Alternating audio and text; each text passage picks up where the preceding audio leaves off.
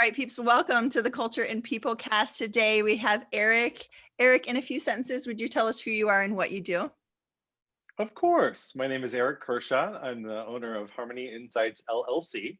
It's a company that allows me to work with organizations and consultants using the DISC personality assessment. I am a huge DISC nerd, and I like to help companies, organizations, and consultants help their teams to communicate more effectively and meaningfully with one another and their respective stakeholders.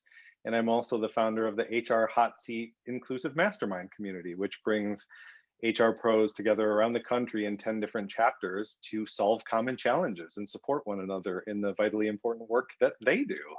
Oh, I love it. I love both of those things. First of all, I'm an assessment geek also. So I have a lot of love for DISC. I tend to focus more with StrengthsFinder, Clifton Strengths within my work. Uh-huh. But I think any tool that could help you gain self-awareness in yourself and awareness of others, like give it to me. We don't have I've enough of said the those. same thing. Yeah. If it's a Facebook poll, great. Start there and then take it in a direction that's going to be helpful to your team. Yes. Yes. Well, you have such breadth and depth of what you're doing to affect people and culture in the workplace. What is your favorite thing about this type of work? Honestly, it's I think influencing people and culture gives you the opportunity to practice the art of leadership.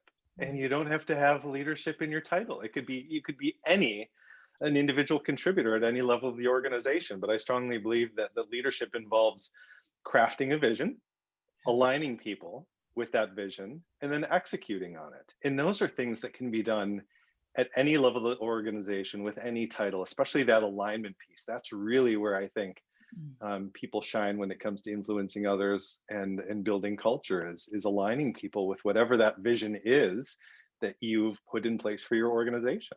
Yeah, alignment is one of my favorite words, right? I'm certified in yoga therapy, and I sometimes talk to organizations about imagining that your organization is the body, right? That spinal cord. So if you're having ankle pain, you're probably going to end up causing knee and hip and back pain. It's all so connected. And so we have to sort of view our organizations in a very similar way of connectivity and alignment. So I love that you focus on that. Yeah. Yeah. Even So I'm I would say outside of who you are professionally, aligning who you are yes. personally, and what do you do extracurricularly? What are your passions, and how are you investing in yourself in different ways that go beyond who you are professionally? It all ties together. Yeah, I always say expecting our life partner and our company to fulfill us is unrealistic. It's not going to happen. Like we have to find our own fulfillment.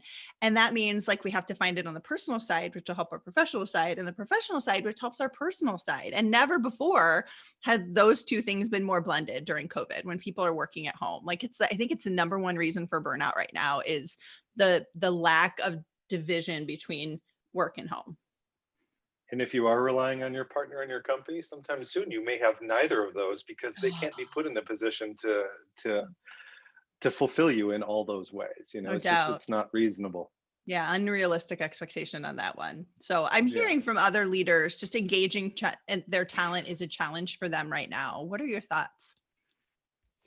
I think engaging talent is always a challenge. I think it's a particular challenge when you aren't making the effort to speak their language. Mm. That you, as an organization, as company leadership, assume that you know how everybody is motivated, and that they, more dangerously, are motivated in the ways that you are. That if you want to be recognized in certain ways, that the people you're leading want to be recognized in those same ways. That if you have certain fears and concerns and hesitations in the workplace, that the people you're leading have those same fears and concerns and hesitations. And I think when you step away from that cookie cutter approach to leadership and building culture and recognize that your team is made up of individuals, people who are showing up with their own motivations, their own fears, their own hopes and desires, and you start to see people as individuals. And we can take that conversation in any direction, then you really start to build culture, I think, in a meaningful way. Yeah, agreed. And I think too often, I love that you include like the hopes and the fears, because I think too often leaders shy away of the scary part in both in finding out what that is in other people and in displaying it themselves. I've worked with a lot of leaders in COVID-19 who are like, I've just got to buck up and like be really positive on the calls. Like, why don't you share that you have no idea what's going to happen next related to that Yeah, project? Because yeah, otherwise people think you're making it up. They don't really believe that you have no fear as an individual, right? So you might as well yeah. say that in a safe way. You can't always be Pollyanna about it. I think there's a reason why Brene Brown is as popular as she is these days. Her talk and work on vulnerability is something that can't be dismissed. Yeah. Well, let's get tactical from you, Eric, working with organizations and seeing a lot of that work. What advice would you give to the organization or the leader who says, no, we really do want to advance our culture and our people practices? What can we do? Well, hopefully at this point, we're past thinking of culture as a ping pong table.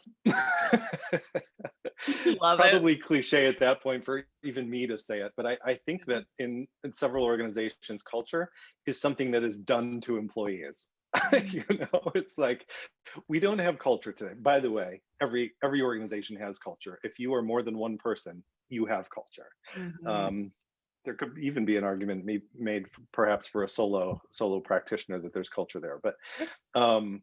it's not a ping pong table. It is not done to employees. It involves them, and I think it involves thinking of team members not as employees. I Mm. think you're in trouble if you think of the people working for your organization as employees. I think you're in trouble if you think of working if the people you're working with you think of as family members.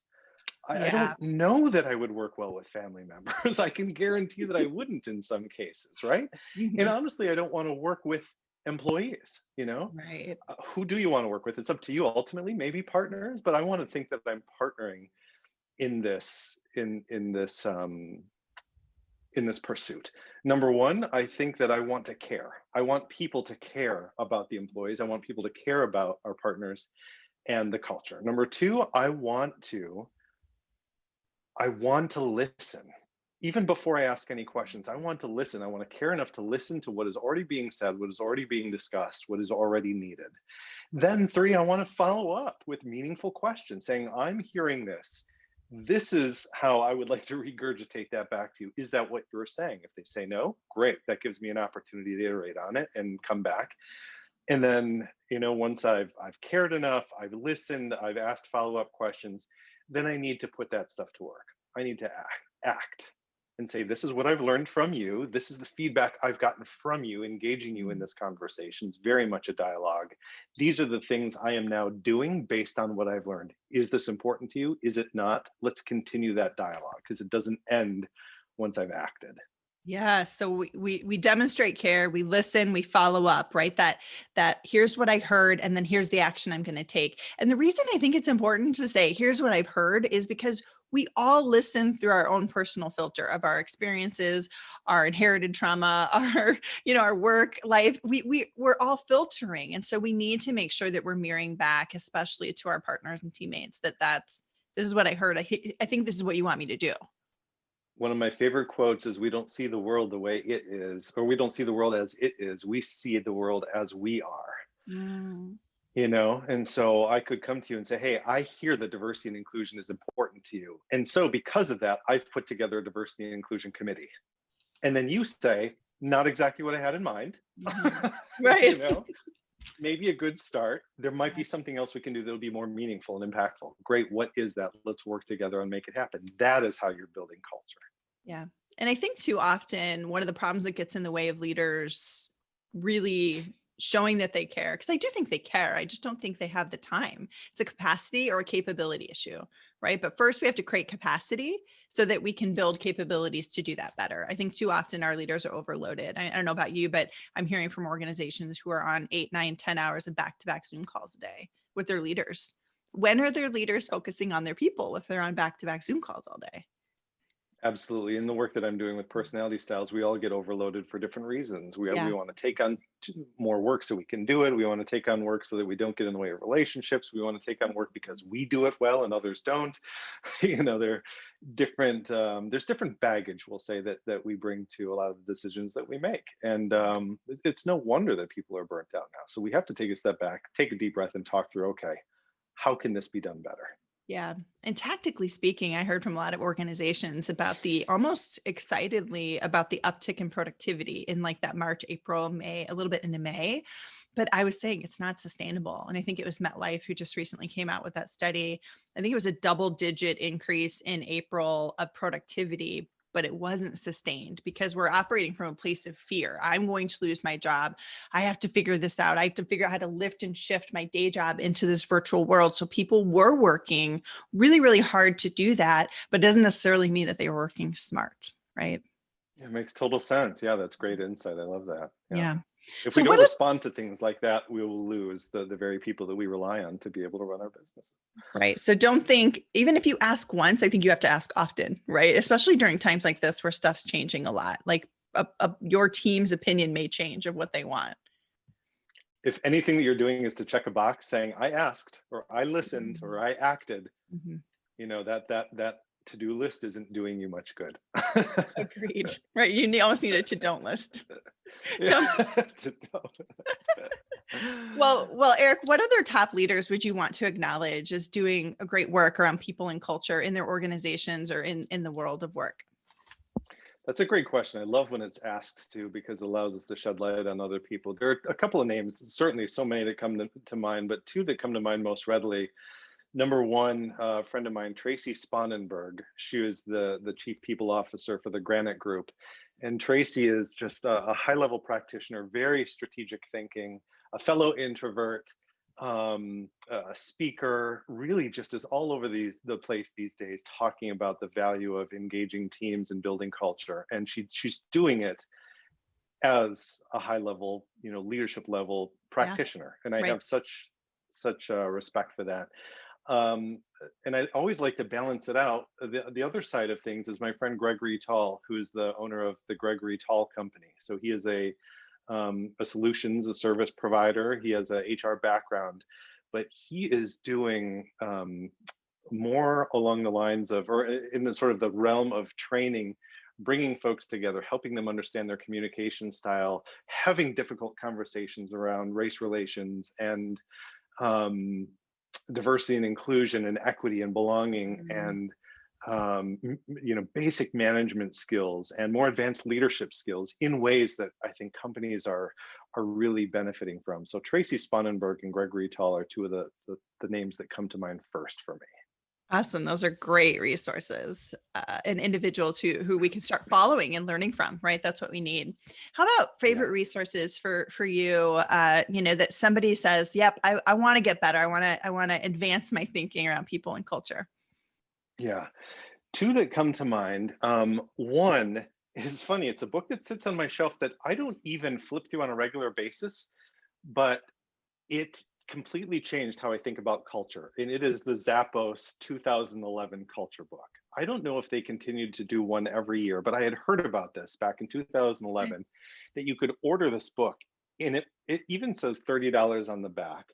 But Tony Hsieh, Zappos, they were sending these out for free to anybody who asked. And it blew my mind that a company's culture could have such a reputation that they would give away a $30 hardcover book filled with employee testimonials Mhm. um, simply about their culture. I think I keep it on my bookshelf as inspiration to remind me that culture is important and not just for commercial reasons, Yeah. but there's something to it. And it almost seems magical at times when you get it right. Right. But so that's resource number one. Resource number two, I mentioned earlier that I'm the founder of the HR Hot Seat community. And so this is, I guess, somewhat a plug for HR Hot Seat, but I think just for networking and mastermind groups in general, surrounding yourself by diverse perspective, experience, and expertise. And within the HR Hot Seat community, which is entirely free, by the way, I am surrounded by HR professionals who remind me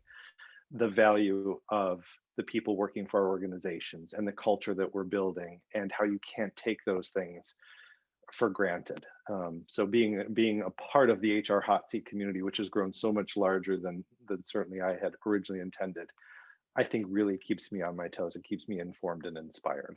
Oh, I love that. And thank you for doing that, because I believe that HR practitioners aren't given enough love and respect, but also don't have enough great strategic community to learn from. So, having been in masterminds myself, I completely agree. I have a group of entrepreneurs who just informally we've gotten together, and now I think we're up to like 20 some people. We meet every Monday at 4:30 and we have a call, and we'll have guest speakers come in, just other people doing really amazing work, whether it's in the startup space or whatever, because we're all over the map in terms of what we're founders of.